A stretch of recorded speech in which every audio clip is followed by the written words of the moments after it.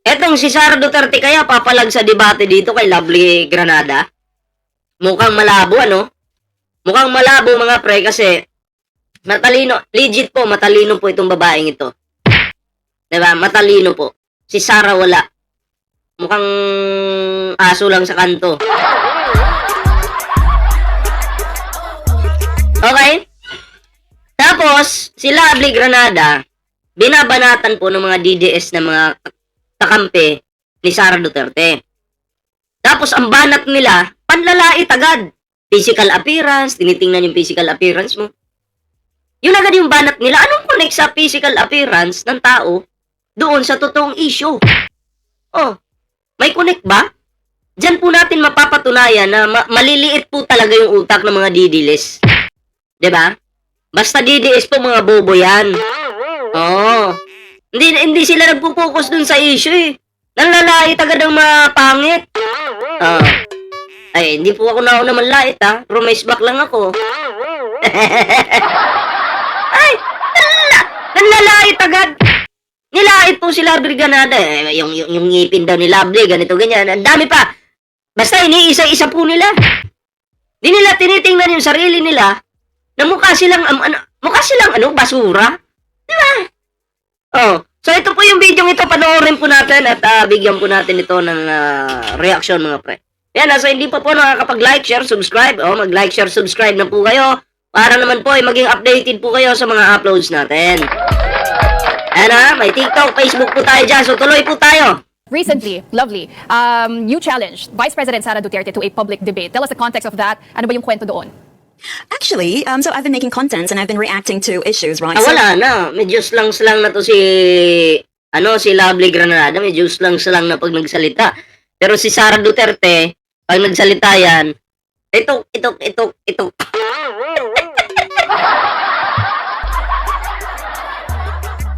Diba? Oh. Itok daw. Wala na. Kung English pa lang po, wala na. Alam ko po mga Bisaya, mga Ilonggo, expert po sila sa English. Pero si Sara Duterte, siya yung Bisaya na napakabobo mag-English. Diba? Vice President ka pa naman. Lawyer ka kuno. Anak ka pa na digong. Diba? Tas ikaw ganyan ka, putang ina, tala mapapamura ka. Oh. The DDS vloggers have been, telling me, oh, have a debate with me. They've been challenging me incessantly to have a debate with them, but I'm just... So, mag-isa lang ako. And then, marami sila. And, I have... Alam mo, nag-viral ka kasi, kaya yung mga DDS na yan nagpapapansin sa'yo. Huwag mo nang pansinin yung mga kulangot. Diba? Focus ka doon sa pinaka-leader nilang lutang. my job outside social media, so I can't really have a debate with them one by one. So I said, okay, I'm gonna have Sara Duterte instead. Instead of you vloggers, I'm just gonna face VP Sara Duterte. Para isahan na lang. So ayun. Oh, well, that's a very straightforward approach, right? But are you expecting a response from the Vice President? Ay, tinatanong, are you expecting a response of the Vice President? Siyempre, hindi papatol si Sara dyan. Hindi niya kaya. Mapapahiya lang po si Sara kung siya'y papatol dyan. No? So, anong sagot po ni Lovely? Well, hopefully, yeah, hopefully. Although in the past, she's got that reputation that she doesn't really attend debates. But Dati nga, di ba? Presidential election yun, hindi siya nakipagdebate. Walang alam eh. it would be really nice if I could have a conversation with her. But I don't know. I don't think she will. What would that conversation look like, Lovely? What topics, what questions do you have for the Vice President? Well, I've actually already said this in Billionario. I want to sit with her regarding the anti-political dynasty bill, her views, an honest assessment of her father's, our former president's drug war, and the direction. If she becomes president, her broad direction. Wrong direction. Yan yung mangyayari pag siya yung naging presidente. About the Philippines, her governance, if ever. Well, Lovely, some people say that it's quite difficult for political commentators, for political vloggers to be completely neutral. But where do you stand politically? I love the Philippines, and a lot of people have no need to be pink, but I don't really want to be boxed inside a political color. Although I have to be very clear why I align myself with the pink movement. It's because I am very clear that being pink means you believe in transparency, accountability, and good governance, not just because you support Lenny. Because, Okay. there's a big difference between a Lenny supporter and a pink. Although many, of course, all pink support Lenny, but not all those who support Lenny are actually pink. This is what I see. Like, if you support Lenny, but you also support other corrupt. Ako, suportado ko naman din si Leni Robredo, pero hindi po ako pink.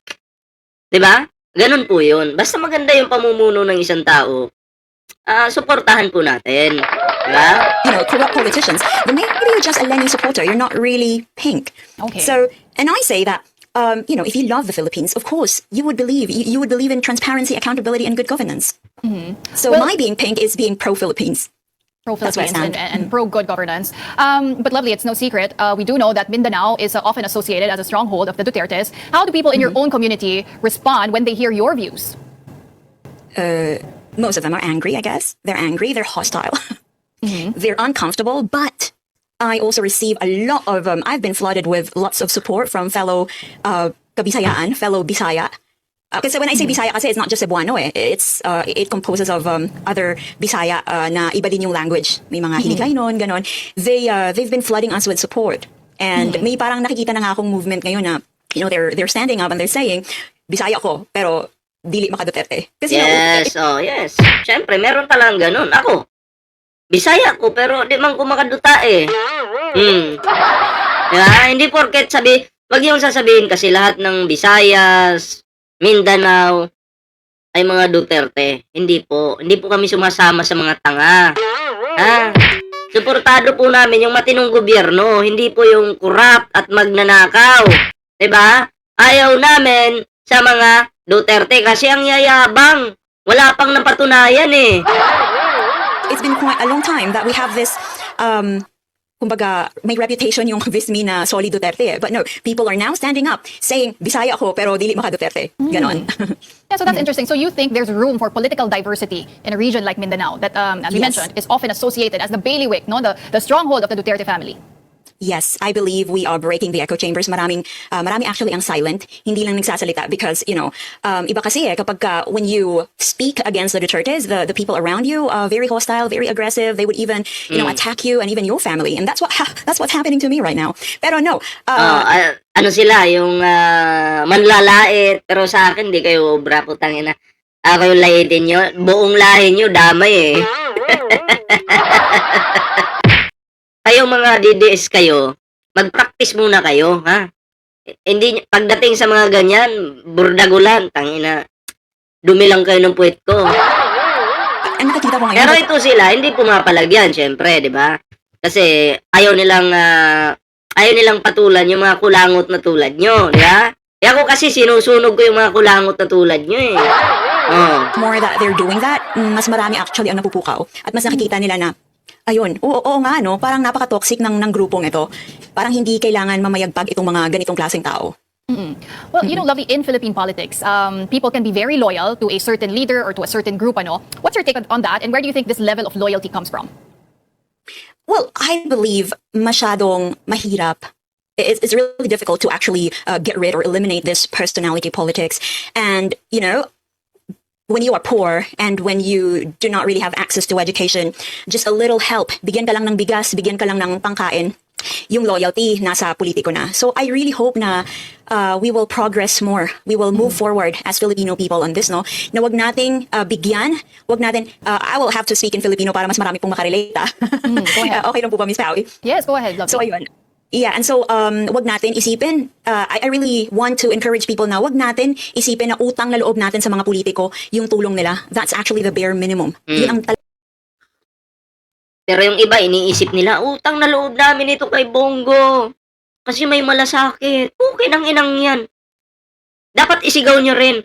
Utang na loob namin ito kay Bongo kasi namigay ng ayudang karton. Di ba? Mas maganda siguro kung ganun. talagang trabaho nila. And I believe ito nga, personality politics din.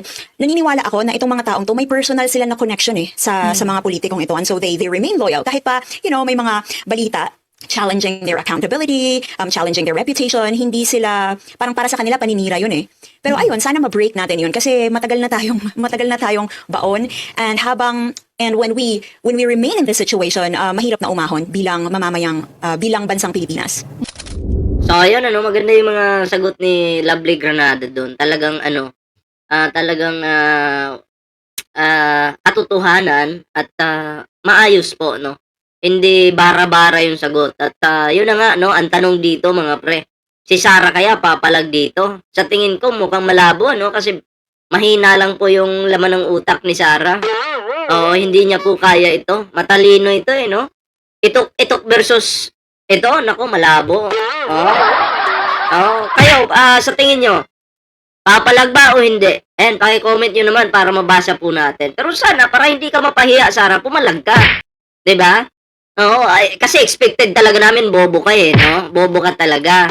So, patunayan mo sa amin na hindi ka talaga bobo. 'Di ba? Maganda makipagdebate ka.